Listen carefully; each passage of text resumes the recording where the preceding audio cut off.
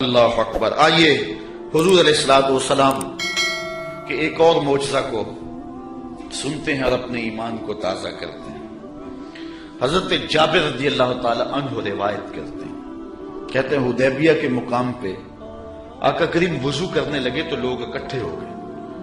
فرمایا کیا ماجرا ہے؟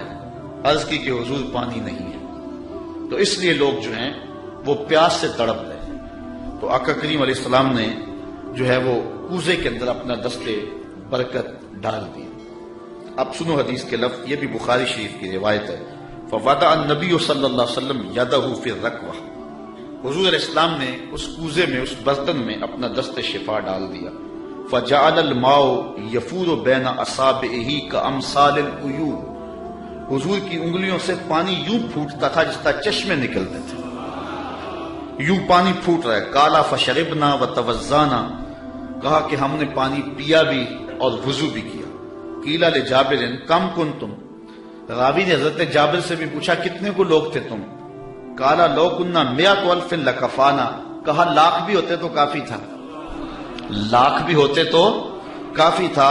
کنا خمسہ عشرۃ مئہ، لیکن ہم تھے جو ہیں وہ 1500، لیکن اگر وہ لاکھ بھی ہوتے تو وہ پانی کم نہ پڑتا۔ یہاں اعلی حضرت کا اسلوب پھر دیکھیے، آپ فرماتے انگلیاں ہیں فیض پر، ٹوٹے ہیں پیاسے جھوم کر۔ انگلیاں ہیں فیض پر، ٹوٹے ہیں پیاسے جھوم کر، ندیاں پنجاب رحمت کی ہیں جاری واہ واہ، ندیاں پنجاب رحمت کی ہیں جاری واہ واہ۔ حضرت انس روایت کرتے ہیں، قال نعم نبی صلی اللہ علیہ وسلم زیدا وجعفرا وابن رواحہ للناس قبل ان یاتیہم خبرہم، جنگ موتا پر حضرت نبی رحمت صلی اللہ علیہ وسلم نے صحابہ کو روانہ کیا۔ یہ 8 ہجری کو جنگ ہوئی ہے، مسلمانوں کی تعداد صرف 3000 اور ہرکل کے سپاہیوں کی تعداد 1 لاکھ۔ 3000 1 لاکھ کے مقابلے میں آئے۔ شام میں یہ جنگ گمسان کی لڑی جا رہی ہے، جنگ وہاں ہو رہی ہے اور حضور ہیں مدینے میں، اور آقا کریم یہاں بیٹھ کے جنگ کے واقعات سنا رہے ہیں، جنگ کے واقعات سنا رہے ہیں۔ تو حضور نے ارشاد فرمایا کہ اخذ رایۃ زید فاصیب، فرمایا جھنڈا اب حضرت زید نے پکڑ لیا، جھنڈا لشکر اسلام کا حضرت زید نے پکڑا ہے۔ پھر فرمایا کہ وہ شہید کر دیے گئے۔ ثم اخذ ابن رواحہ فاصیب، پھر فرمایا عبداللہ ابن رواحہ نے پکڑا جھنڈا، پھر فرمایا وہ بھی شہید کر دیے گئے۔ وَعَيْنَاهُ تَذْرِفَانِ، حضور یہ بیان کرتے جا رہے تھے اور آنکھوں سے آنسو ٹپک رہے تھے۔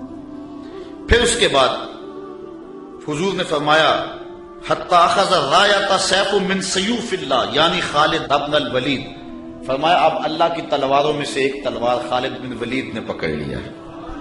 حَتَّى فَتَحَ اللَّهُ عَلَيْهِمْ، یہاں تک کہ اللہ تعالیٰ نے ان کو فتح عطا فرمایا۔ بیٹھے مدینے میں ہیں، نظر کہاں ہے؟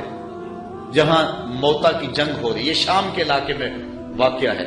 حضرت خالد بن ولید کے ہاتھ پر اللہ تعالیٰ نے اسلام کو فتح دی اور 3000 مجاہدوں نے 1 لاکھ کے دانت کٹے کر کے رکھ دیے، اور حضرت خالد بن ولید کو سیف اللہ اسی موقع پہ کہا گیا۔ آپ نے کافروں پر اس جنگ میں 8 تلواریں توڑی تھی۔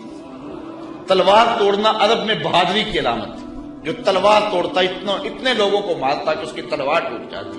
اس جنگ میں 8 تلواریں توڑی حضرت خالد بن ولید۔ ساری زندگی حضرت خالد بن ولید کی آرزو رہی کہ میں بھی شہید ہو جاؤں راہ خدا میں، لیکن یہ ان کی آرزو پوری نہ ہو سکی، اس لیے کہ وہ اللہ کی تلوار تھے، اور اللہ کی تلوار کو کون توڑتا؟ اس لیے حضرت خالد بن ولید رضی اللہ تعالیٰ عنہ ساری زندگی جو ہے وہ کسی جنگ کے اندر بھی نامراد نہیں ہوئے اور ناکام نہیں ہوئے۔ ایک موقع پر جبیلہ بن احم کے مقابلے میں حضرت خالد بن ولید تھے، اس معاملے میں مسلمانوں کی پسپائی ہوئی۔ حضرت خالد بن ولید کو حضرت رافع بن عمر طائی نے کہا کہ اب ہماری قضا آ گئی۔ ان کا ایک افسر انہوں نے مارا اور انہوں نے یک بارگی حملہ کر دیا، مسلمانوں کی تعداد تھوڑی تھی۔ حضرت رافع بن عمر طائی نے کہا کہ اب ہماری موت آ گئی، اب ہماری قضا آ گئی۔ حضرت خالد بن ولید نے کہا کہ واقعی مجھے بھی یوں ہی لگتا ہے چونکہ میں کسی جنگ میں ناکام نہیں ہوا اور پسپا نہیں ہوا، لیکن آج ہم پسپا ہو رہے ہیں، اس کی ایک وجہ ہے کہ حضور علیہ السلام کے مبارک بال میرے پاس تھے اور میں ٹوپی میں سیے ہوئے تھے اور ہر جنگ میں میرے ساتھ ہوتے تھے۔ آج میں ٹوپی گھر بھول آیا اور یہ مصیبت جو ہمارے اوپر پڑی ہے اس لیے کہ میرے پاس آج وہ حضور علیہ السلام کے معجز نما بال جو ہیں آج وہ موجود نہیں ہیں۔ لیکن بندہ مٹ نہ جائے آقا پہ تو وہ بندہ کیا ہے، بے خبر ہو جو غلاموں سے ہو آقا کیا ہے، دور طیبہ سے جب بھی میں تڑپا کبھی ان کو حالات کی سب خبر ہو گئی۔ حضور حضرت ابو عبیدہ کو خواب میں ملے اور فرمایا خالد پہ مشکل بنی اور تم یہاں سو رہے ہو۔ وہ فوراً اٹھے اور اعلان کروا دیا، کہا جلدی تیار ہو جاؤ، حضرت خالد کی مدد کو پہنچنا ہے۔ راتوں رات لشکر تیار ہوا اور حضرت خالد بن ولید رضی اللہ تعالی عنہ کی مدد کے لیے لشکر چل پڑا۔ انہوں نے دیکھا کہ ایک نقاب پوش سوار ہے جو لشکر سے ہٹ کر کے چل رہا ہے۔ امیر لشکر نے کہا کہ ذرا اس شخص کو دیکھو یہ کون ہے، کوئی جاسوس نہ ہو۔ جب مجاہد اس کے پاس گئے اس نے کہا کہ پیچھے ہٹ جاؤ، میں کوئی غیر نہیں ہوں، میں حضرت خالد بن ولید کی بیوی ہوں۔ جب حضرت ابو عبیدہ نے اعلان کروایا نا کہ تیار ہو جاؤ کہ خالد پہ مشکل آ گئی ہے، تو میں نے سوچا کہ اللہ کے شیر پہ کبھی مشکل آئی تو تھی نہیں، یہ کیا ہو گیا؟ تو میں نے غور کیا تو ان کی ٹوپی گھر رہ گئی تھی، تو میں نے ٹوپی لی، میں ان کو ٹوپی دینے جا رہی ہوں۔ لشکر کے ساتھ ساتھ حضرت خالد بن ولید کی اہلیہ بھی چلتی رہی۔ حضرت خالد بن ولید ادھر محاذ پہ ڈٹے ہوئے، اچانک حضرت خالد بن ولید کیا دیکھتے ہیں کہ ایک جانب سے اللہ اکبر کی آواز آئی اور 5-6 مجاہد ہیں جو دشمن کے لشکر کو پیچھے دھکیل رہے ہیں، اور اس میں ایک نقاب پوش مجاہد بھی ہے۔ حضرت خالد بن ولید نے گھوڑے کو ایڑ لگائی اور جا کے اس کے قریب کھڑے ہو گئے، کہا جوان مجاہد تو کون ہے کہ لشکر کے جو ہے پشتے کاٹ رہا ہے؟ اس نے تھوڑا سا نقاب سرکا کے کہا انا زوجتو کا ام تمیم، میں تمہاری بیوی ام تمیم ہوں اور تم حضور کے بالوں والی ٹوپی بھول آئے تھے، میں وہ تمہیں دینے آئی ہوں۔ تو انہوں نے وہ ٹوپی ان کو پیش کی تو اللہ نے اسی دن حضرت خالد بن ولید کو فتح عطا فرمائی۔ یہ حضور علیہ الصلوۃ والسلام کے منہ مبارک کا موقع ہے۔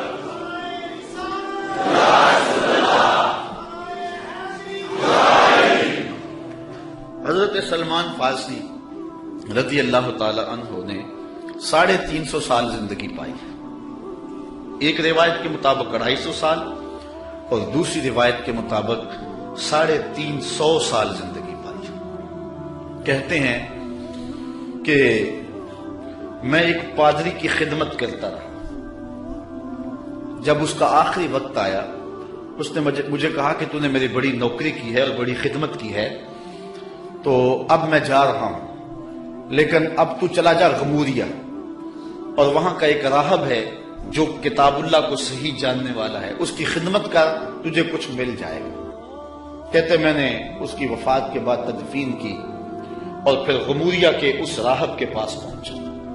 ساری زندگی میں نے اس کی نوکری کی۔ جب وہ فوت ہونے لگا اس نے مجھے کہا کہ اب میں اس دنیا سے جا رہا ہوں، تو نے بہت زیادہ میری خدمت کی، میں تجھے ایک پتے کی بات بتاؤں، اب تو چلا جا مدینے میں، یثرب میں، یہ نبی آخر الزمان کی ہجرت گاہ ہوگا، اور وہاں جا کے اس کا انتظار کر، اب وہ آنے والے، ان کے آنے کا وقت بالکل قریب آ گیا۔ کہتے میں نے اس کو کہا کہ مجھے کیسے پتا چلے گا کہ یہ نبی ہے، کوئی شخص بھی تو دعویٰ کر سکتا ہے۔ کہا 3 نشانیاں ہوں گی، ایک تو یہ ہے کہ صدقہ قبول نہیں کرے گا، دوسری نشانی ہدیہ قبول کرے گا، تیسرا 2 کندھوں کے درمیان مہر نبوت ہوگی۔